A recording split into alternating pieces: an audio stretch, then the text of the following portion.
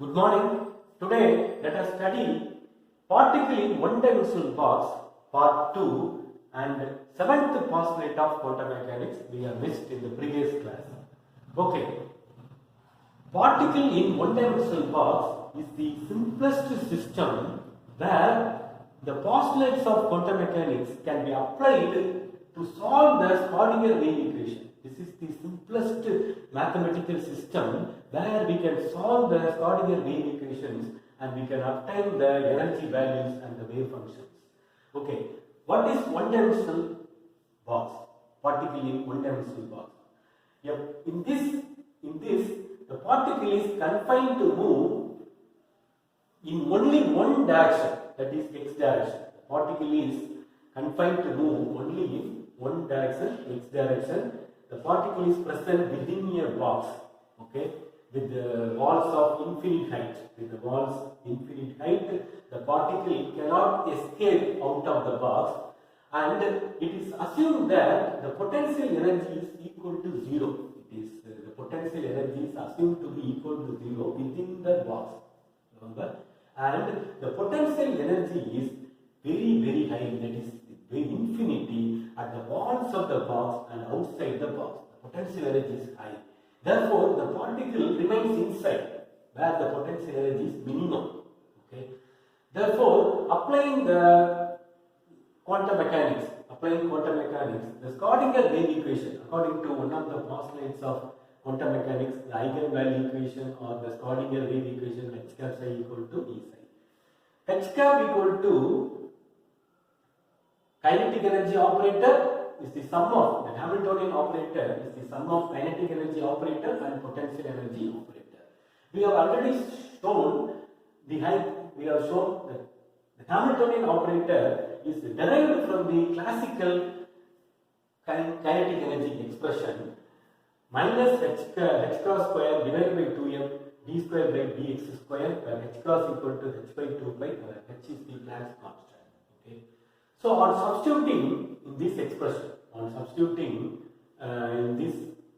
expression, we will get h cross square divided by 2m d square psi by dx square equal to E psi.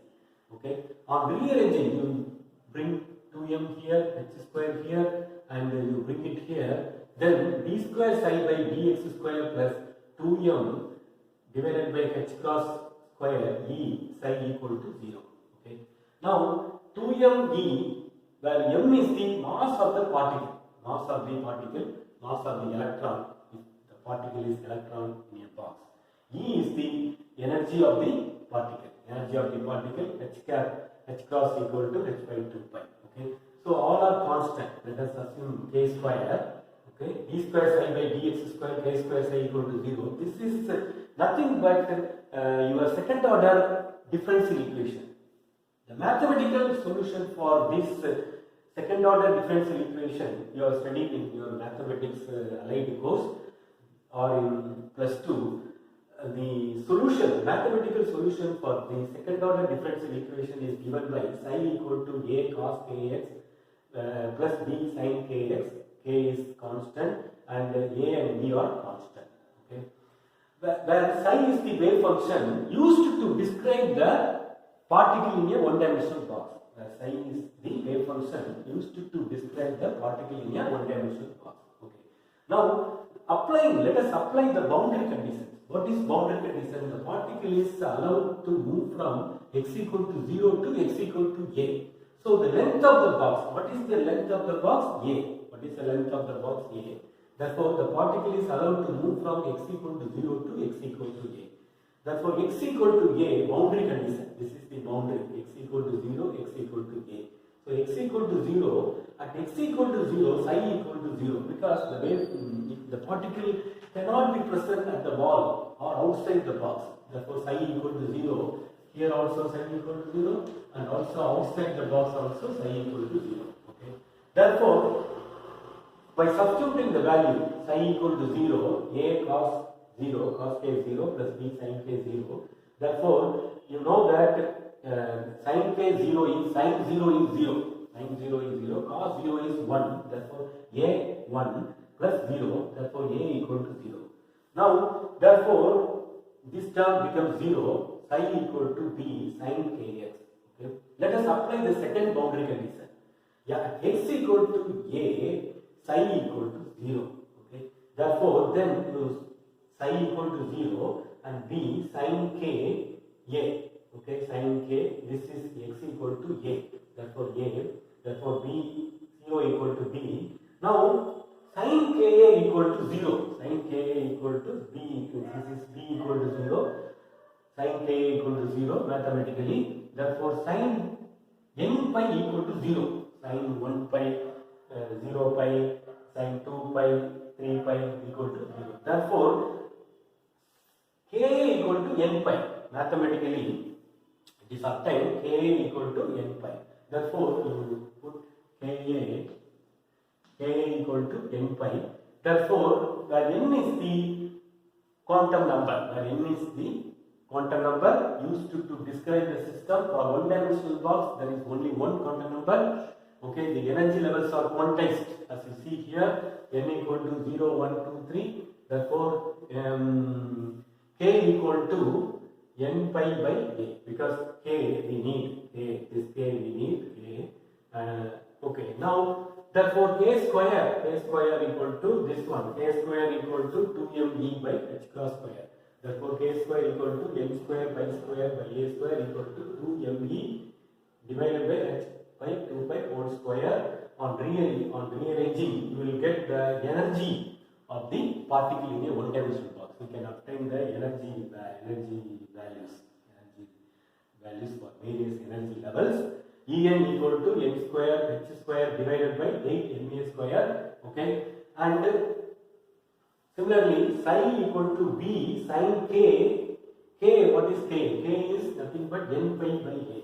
Therefore, sin kx b, where b is called normalization constant. By applying the normalization condition, the value of b is obtained. The normalized wave function. This is the normalized wave function, that b equal to normalization constant, that is obtained by using normalization condition. I have shown in different video. Please see that square root of 2 pi by. Okay, so En equal to n square h square by 8ma square, and the energy of a particle in one-dimensional box is inversely proportional to the square of the length of the box, and En is directly proportional to m square. Okay, and n equal to 0 is not possible. If you put n equal to 0, here, sin 0 equal to 0. Therefore, sin n equal to 0. That is not possible because the particle is present within the box. The psi must have some definite value, single value, continuous wave function, and psi must have some value. Therefore, n cannot be possible. Therefore, n 0 is not possible. E1 is the ground state energy, that is called 0 point energy. H square, 1 square, therefore 1 square h square divided by. Similarly, the ground state wave function is psi1 square root of 2 by pi sin pi by ax, and psi2, the wave functions for various energy levels can be obtained. Psi1, psi2 by putting 1, 2, etc. Okay, so the energy levels can be obtained. The spectrum obtained is also obtained. Okay, we have in another video I have explained all the results, significance, the representation, the plotting of the wave function, how the wave function is plotted, because it is a mathematical function, it is a sine function, it can be plotted. Okay, so what is the plot for, what is the curve for ground state, what is the excited state, etc. In separate video I have clearly shown. Okay, now let us see the seventh postulate of quantum mechanics, which we have missed in the postulate section. The time, it is nothing but the seventh postulate of quantum mechanics is nothing but the time dependent Schrodinger wave equation. This is time independent Schrodinger wave equation. The wave function depends only on the position of the particle. The wave function depends. Here, the wave function depends on is a function of position as well as time. Okay, at this time, what is the value of the wave function? What is the position of the particle?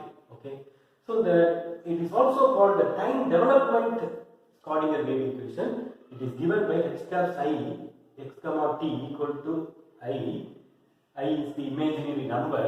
Okay, I equal to square root of -1. I have already given you x cross dou psi by dou psi x comma t divided by dou t with respect to time. Here with respect to position. Here with respect to time. Okay, so this is often asked in competitive examinations, and this how the normalization constant is obtained. Okay, this is very, very important for understanding completely the energy. The energy levels are quantized, whereas in classical mechanics the energies are continuous. It is quantized. The results are very, very important, especially to understand subatomic particle, quantum mechanical particle. Thank you for watching.